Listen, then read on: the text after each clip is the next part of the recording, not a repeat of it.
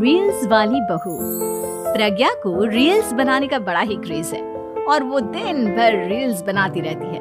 खाते पीते घूमते फिरते घर में कॉलेज में रील्स बनाने के कारण प्रज्ञा पूरे कॉलेज में हाईलाइटेड है। जहां उसकी रील्स सभी को पसंद आते हैं, वहीं मनीषा चिंता में डूबी रहती है। एक रोज जब खाते हुए प्रज्ञा रील्स बना रही होती है, तब मनीषा कहती है, 1 मिनट भी चैन नहीं है इस लड़की को। ये नहीं कि खाना तो आराम से खा ले, लेकिन नहीं, अरे थोड़ी देर रील्स नहीं बनाओगी तो आसमान नहीं टूट पड़ेगा। अरे मम्मी, इसी को तो कहते हैं डिटर्मिनेशन। तुम नहीं समझोगी ये सब। भगवान, इस लड़की को सद्बुद्धि दे। जब देखो तब टेढ़ा बाका मुंह बनाती रहती है। मनीषा की बात का प्रज्ञा पर जरा भी असर नहीं होता और वो खाते खाते रील्स बनाती रहती है। दिन बीतने लगते हैं और देखते देखते प्रज्ञा का कॉलेज भी खत्म हो जाता है। आए दिन कोई ना कोई मनीषा को प्रज्ञा की शादी करवाने का सुझाव दी जाता है। सब ठीक ही कहते हैं, प्रज्ञा की शादी कर देनी चाहिए। अपने घर के कामकाज में व्यस्त हो जाएगी तो खुद ही ये रील्स और नाच गाना बंद हो जाएगा। मनीषा और प्रेम प्रज्ञा के लिए एक अच्छा लड़का ढूंढने लगती है और तभी विकी का रिश्ता प्रज्ञा के लिए आता है, जिसने प्रज्ञा को उसकी रील्स देखकर पसंद कर लिया था। अगले दिन विकी अपने माता पिता के साथ प्रज्ञा के घर पहुंच जाता है और प्रज्ञा साड़ी पहने हाथों में चाय की ट्रे लिए उनके सामने आती है। जब विकी को पसंद है तो हमें भी बहू पसंद है। बहन जी, आप बारात की तैयारी कीजिए। एक बार लड़का लड़की अकेले में बात कर ले तो अच्छा रहेगा। हाँ हाँ, क्यों नहीं।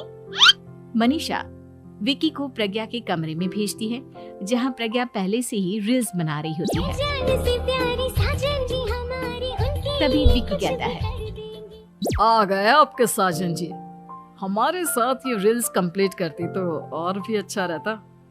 अच्छा जी, अब आ ही गए हैं तो बना ही लेती हूँ आपके साथ। दोनों मिलकर रील्स बनाते हैं। जब वी मीट और तुरंत पोस्ट भी कर देते हैं। फिर विकी कहता है, जब आप साड़ी में चाय लेकर आई तब मुझे लगा कि कहीं मैं गलत घर में तो नहीं आ गया। अब सही है।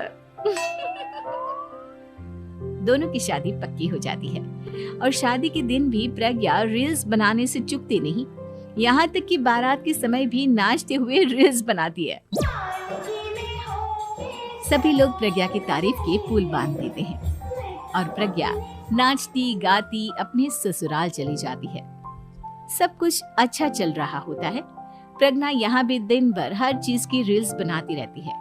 लेकिन कुछ दिनों के बाद जब सुनीता कहती है, बहू, ये रील्स के साथ साथ कुछ काम भी कर लिया करो। वैसे तुझे और क्या क्या बनाना आता है? मम्मी जी, वैसे तो सब कहते हैं कि मैं सब कुछ अच्छा बनाती हूँ, लेकिन मुझे लगता है कि मैं मैगी अच्छा बना लेती हूँ। हाँ, कॉफी भी अच्छा बना लेती हूँ और मुंह तो सबसे अच्छा बना लेती हूँ। हैं? अच्छा अच्छा।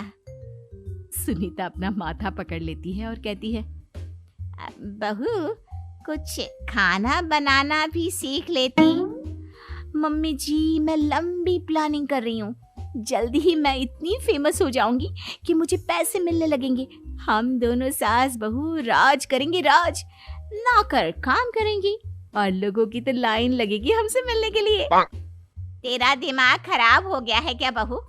हंसी मजाक तक ठीक है, लेकिन इस तरह घर नहीं चलते। जितना जल्दी हो इस घर के तौर तरीकों को सीख लो। प्रज्ञा मुंह घुमाकर चली जाती है और तुरंत उसी वक्त एक रील बनाती है।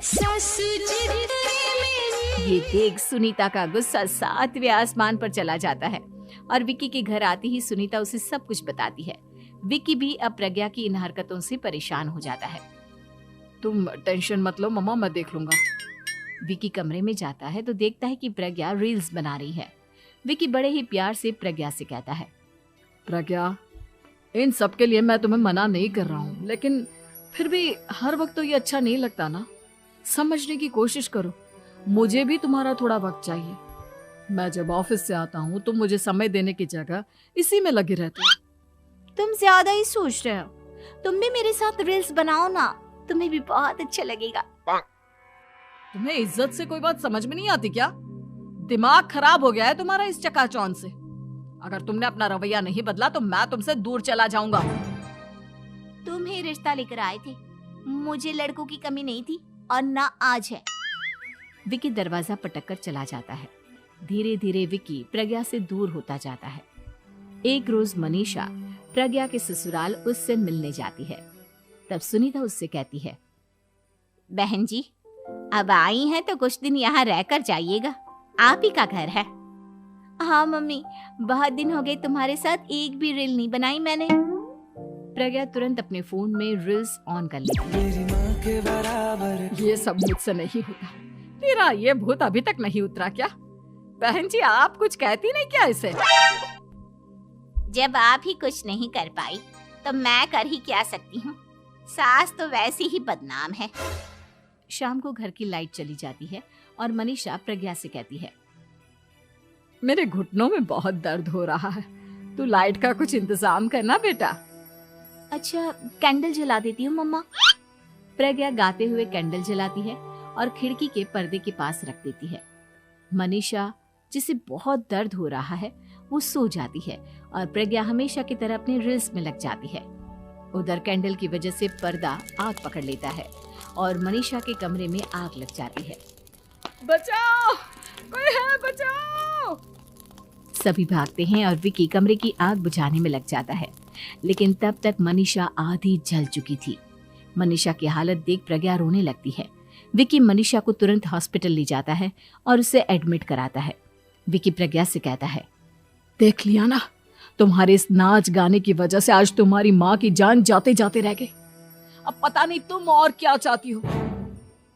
उधर डॉक्टर कहते हैं, इनकी हालत बहुत नाजुक है, आधे से ज्यादा जल चुकी है। प्रज्ञा रोती हुई मंदिर में जाती है और भगवान के आगे जाकर कहती है, भगवान मेरी माँ को ठीक कर दो, मैं कसम खाती हूँ हाथ से ये रील्स बनाना छोड़ दूंगी, बस मुझे मेरी माँ वापस मिल जाए। 2 दिन बीत जाते हैं और मनीषा खतरे से बाहर आ जाती है। पेशेंट अब ठीक है, आप लोग उनसे मिल सकते हो। सब कोई मनीषा से मिलता है और प्रज्ञा सबके सामने अपना फोन तोड़ देती है। मुझे माफ कर दो मम्मा, मैंने तुम लोगों की बातों को नजरअंदाज किया। बेटा कोई भी चीज जरूरत से ज्यादा खराब है। मैंने तुम्हें रील्स बनाने से कभी मना नहीं किया, लेकिन हर वक्त एक ही चीज तो सही नहीं है।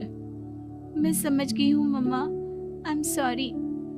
प्रज्ञा उस दिन से रील्स बनाना छोड़ देती है और पूरी तरह से अपने घर में लग जाती है।